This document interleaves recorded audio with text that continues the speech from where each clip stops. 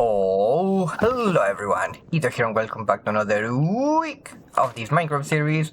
And this week we are not going to work on the big thingy on my back. We are not going to work on our role-playing game system, mainly because I wanted to take things different. You know, I have been working really hard with the redstone the last couple of pretty much months up to this point, and I wanted to goof around, change a little bit of the pacing, take things slowly, doing a little bit of a project that I wanted to do for a while, and they were not too big, but also I just kind of neglected them. And yeah, so the first one, actually, let me show you before we jump over there. I don't know if you realize, but I kind of wearing more of my skin right now because I encountered a new texture pack. I mean, I kind of remade it myself, not gonna lie. But yeah, I encountered one that I use as a template, and as you can see, it's kind of a one with way less armor, except for my helmet, because, I mean, it's already cool. I'm just wearing my glasses. And yeah, as you can see, I'm wearing my pants, but it's just kind of showing on the bottom side of the texture here, and the same with the boots. It's just kind of on the bottom sides. And overall, I think it's actually really cool. I mean, even if you check with the chest plate, it's just kind of on my shoulders now. So actually, this one looks really nice, and I hope they actually add some type of config, like minimal armor or something like that in Minecraft, because it's really cool to showing your skin to your friends. So yeah, this is kind of what I'm using right now, but without further ado, let me show you the projects that we wanted to do this week right now. So this week we started over here elevating ourselves and our game, do the blimp, and just hear this out. Are you hearing my footsteps? I'm just playing with another mod which is kind of a super crazy, super convoluted, which is called Presence Footsteps, and it just enhances your footsteps, and it's super complicated, but it's cool. And even adds kind of a sound to your twitching over there. But yeah, without that, we wanted to do something different here, so actually hear this out. Now the nether is way more muchy, so it's kinda cool. But yeah, we started here because I needed to do something with my assembly sequences and farms and stuff, so I did this guy. And of course, this guy started with just kind of a simple system which use a lot of different filters and configurations for everything, where we just got 3 different arrays of deployers, one for pressing, and essentially another here a mechanical saw. So depending on what we want to craft, we just add the input here on the barrel. It's going to be put out into this depot. It's going to be grabbed by the mechanical arm, placed either on this conveyor belt via the funnel or on the saw in case we want to use logs or stuff like this. It's going to be processed on the ones that we are going to active. Right now they are deactive because we got them powered by the block. So if we disable them, you can see like the deployers start working. So we can input the materials, of course, on this type of chests with the different type of ingredients that was a big spike of ingredients that we are going to require if needed, of course. And then if we require also, we are going to add the same thing for the pressing. This is just for aesthetic, actually does nothing. And if it's something with a bigger sequence like the mechanisms or stuff, is going to be grabbed with the mechanical arm on this depot and actually being recycled.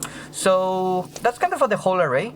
I'm a little bit surprised that actually was smaller than how I was suspected, and we started kind of the whole Monday and a little bit of the Wednesday with this guy. And the reason why we added the assembler as a contraption on the Monday is because on the Wednesday I added a way good mod. It's called Immersive Aircraft, and actually behind the door numero uno it's going to be our new Immersive Aircraft, a biplane. And actually if you look at the J here, we are going to see that we can craft an airship and a cargo airship, a biplane, a gyrodine, and a quadrocopter. So in this case we crafted this guy, which is the new modified recipe. And also, by the way, I'm using a create resource pack, which is just for this mod, which is, you know, the texture for the create mod, and it's way too cool. And then I just crafted this big boyo, and as you can see I even got upgrades for this. So on the aircraft you can see that actually needed the mechanical crafter different type of things, for example the hull, which is one of the sequences that we needed to make. But also in this case, where are you, my biplane? We also need to craft an engine, which came from another engine that we needed to craft. So actually it's really good for create, but let me show you this right now. So on the aircraft you got different type of upgrade, you can use even rockets, but the coolest thing is actually you need to add fuel for it. So if we use our lava, I can leave the bucket there, and then we are on our plane. So let me use this camera so it's going to be easier to see. I just start the engine and flying we go. Oh boy, I love this. And look at this. We can move around. I can fly over here and outside of my base. Actually, let me change it to the camera. I think this view is going to be better for us. And yeah, I can move around. Of course, my airship right now it's kind of a super tune because of the upgrades. And yeah, I can even fly on my blimp right now. And I can go down really fast. And I can save my plane and it's still going up. And actually the turning, everything, the moving around, it's super cool. I think it's kind of a way nicer. You can move, by the way, the camera kind of regardless on how you are moving with the chip. Actually it's super cool, so I really like it a lot. I can move now around outside of my base over here, you know, I can drift away. And the harder part is trying to land, so actually let me try to do that right now. I haven't practiced this too much, to be honest, but I'm going to give my best. So, ooh, well, sometimes, you know, it didn't go as planned. But regardless, that mod, it's super awesome. I love it. So now I need to go retrieve my body. So I will be right back. Okay, I almost retrieved everything, so... Oops, actually there's my plane. Yeah, so when you crash, you can get your plane back, but also you get your upgrades and everything that is kind of going there, so try to not crash. But if you're scared of crashing, also you can configure this with the mod, so everything is super cool there. In my case, I just kind of didn't want it to crash, but you can just place it, and actually if you shift right click, like usually with kind of a Minecraft behavior, you can just add everything else, like for example my lava buckets there for the fuel, my upgrades, I didn't lose anyone, and you can use kind of regardless any type of a slot. So I think it was like, oh, like this. That way I use kind of my engine powers on the top one and the other effect on the bottom side. But yeah, I just love this mod, so I go around with this, with crafting everything on the Wednesday, with testing this on the kind of on the Wednesday and also on the Thursday. I would say that I play kind of way more than I should with my planes. That's why I know so much about crashing, by the way. And the fuel actually lasts for really long, so if you're trying to run your planes, either use your insane farms of charcoal or actually just use lava because it's super useful, especially with the thing that we can have the generation. So that's really nice. And yeah, just kind of a little bit of an extra one for the Friday, so let's go right now to the Friday, where actually we keep working here on the blimp, and I started to doing this mammoth of a thing. So I don't know if you remember our old kind of a multi-item generator blog and everything. Well, I ditched the whole idea because it was too slow, it was too boring, it was not working, I wasn't happy, so yeah, I screwed that up. So I also managed to remove the iron thingy. I'm just leaving these things behind because I haven't kind of fully updated, but I removed everything that was there. Now we are just throwing the gravel from here, which was originally the one that we used for having the gravel, watching it, having the nuggets and everything. That is no more. We grab the gravel, we send it over here now on the conveyor belt.